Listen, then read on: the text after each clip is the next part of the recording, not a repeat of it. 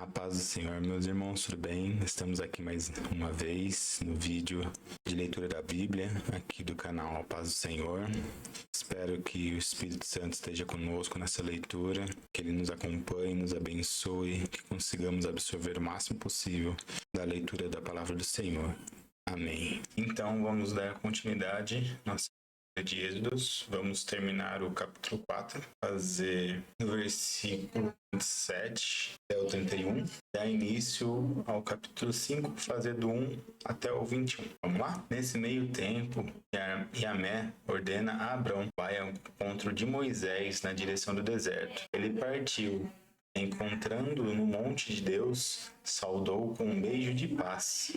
Moisés relatou a Arão todas as palavras de Yahvé, mas quais o enviara todos os sinais miraculosos que lhe havia ordenado realizar. Assim, Moisés e Arão partiram para o Egito e reuniram todos os anciãos da comunidade dos filhos de Israel. Arão repetiu todas as palavras com que Yahvé tinha instruído Moisés. Em seguida, Moisés realizou os sinais miraculosos diante do povo. Todos acreditaram e, quando souberam que o Senhor havia decidido vir ao socorro dos filhos de Israel, tendo contemplado sua opressão, prostrando-se com o rosto rente ao chão, adoraram a Deus. Mais tarde, Moisés e Arão foram falar com o rei do Egito e lhe anunciaram: Sim, diz Yahvé, Senhor, Deus de Israel, deixe o meu povo partir para que possa celebrar uma festa em meu louvor no deserto. Replicou o faraó: Quem é Yahvé para que eu ouça sua voz e deixe Israel partir? Não conheço Yahvé, tampouco permitirei que os israelitas saiam de minhas terras. Então lhes explicaram: Deus dos hebreus veio ao nosso encontro. Deixe-nos ir pelo caminho de 3 dias de marcha no deserto, a fim de oferecermos sacrifício a Yahvé, Senhor. Caso contrário, ele atingirá com pragas, pestes ou espada. No entanto, questionou-lhes o rei do Egito: Por que Moisés e Arão quereis dispensar o povo dos seus trabalhos? Ide a vossas tarefas. E disse mais o faraó: Eis que agora a população dessa terra é numerosa, e vós a fazeis interromper seus serviços. E no mesmo dia, o faraó deu a seguinte ordem aos feitores e capatazes responsáveis pelo povo: Não deem mais palha ao povo para fazer tijolos, como ontem e anteontem. Eles mesmos que vão e ajuntem para si a palha que necessitem. Todavia, direis deles a mesma quantia de tijolos que faziam ontem e anteontem. Não abatereis nada, porque são preguiçosos. E é por isso que clamam: Vamos sacrificar ao nosso Deus. Torne-se pesado o serviço desses homens, a fim de que se dediquem a ele e não prestem atenção a palavras mentirosas. Os feitores e os capatazes foram e anunciaram ao povo: Assim diz o faraó: Não vos darei mais palha. E de vós mesmos procurai palha onde puderes achar, porque não se diminuirá nada do vosso trabalho. Então o povo se espalhou por toda a terra do Egito para juntar restolho, a fim de transformá-lo em palha. Entre mentes, os feitores os pressionavam, esbravejando: Acabai o vosso trabalho, a tarefa de um dia, como quando havia palha. Os israelitas, indicados pelos feitores do faraó, eram açoitados e interrogados: Por que ontem e hoje não acabastes de fazer os tijolos conforme vosso rendimento de anteontem? Então os capatazes israelitas foram reclamar ao faraó, argumentando: Por que tratar assim os teus servos? Não dão mais palha a teus servos. Nos ordenam: Fazei tijolos, e eis que os teus servos são espancados. Contudo, a culpa é do teu próprio povo.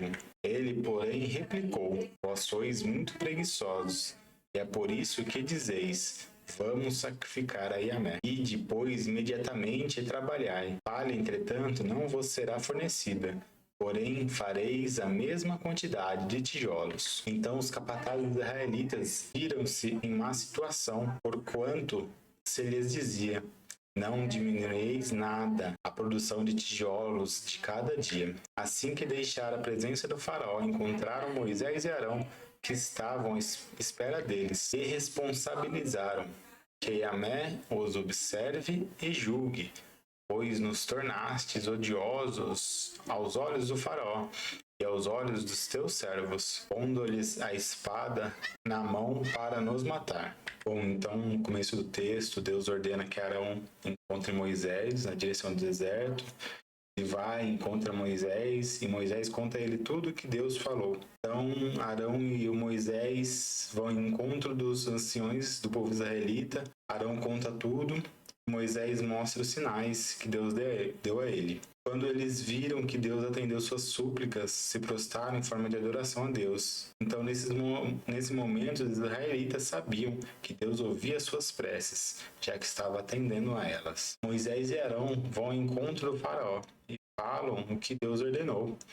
E o faraó fala: quem é esse Yahvé que eu não conheço? Lembrando que o povo egípcio adorava muitos deuses, mas nenhum deles chamava Yahvé, que é o nosso Deus. Aí o faraó viu o povo hebreu junto a Moisés e disse: vocês estão fazendo que eles parem de trabalhar, mande que eles voltem ao trabalho. Em seguida ele ordenou para o seu povo que não desse mais a palha para que os escravos, que os israelitas fizessem tijolos. Naquela época era misturada palha com barro para formar tijolos mais resistentes, mais firmes. E agora o povo de Israel tinha que procurar palha para fazer esses tijolos, mas Faraó ordenou que não diminuísse a produção de tijolo, que seria a mesma quantidade que eles produziram no dia anterior, no dia antes desse. Só que ficou muito mais difícil, porque além de produzir o tijolo, eles tinham que procurar a palha para fazer o tijolo. Como o povo israelita não conseguia manter a quantidade de tijolos produzidos, então esses capatazes eram açoitados pelos seus feitores pela produção não ter sido igual dos outros dias. E eles foram até o faraó para suplicar por ele, porque se eles não recebiam a palha, a produção não ia ser a mesma. O faraó repetiu que eles eram preguiçosos, que se eles tivessem que procurar palha, fazer a mesma quantidade de produção que eles faziam antes, eles não iam ter tempo para procurar a Deus. Aí no final os capatazes culparam Moisés e Arão pelo que aconteceu, porque foi depois que eles chegaram e que tudo isso mudou. Então o que podemos tirar desse texto? Acredito que seja que Deus ouve nossas preces e age para ele faz o mover para que as coisas aconteçam, mas nem sempre as coisas acontecem da forma mais fácil. Muitas vezes algo ruim vai acontecer, algo mais difícil, mais custoso vai acontecer, mas porque no final isso vai se tornar uma coisa boa. Podemos não entender o caminho que Deus trilha, temos que confiar. Espero que tenham gostado desse vídeo, compreendido um pouquinho mais a história. Peço que curtam, que compartilhem, comentem o vídeo e até o próximo vídeo. Tchau, tchau.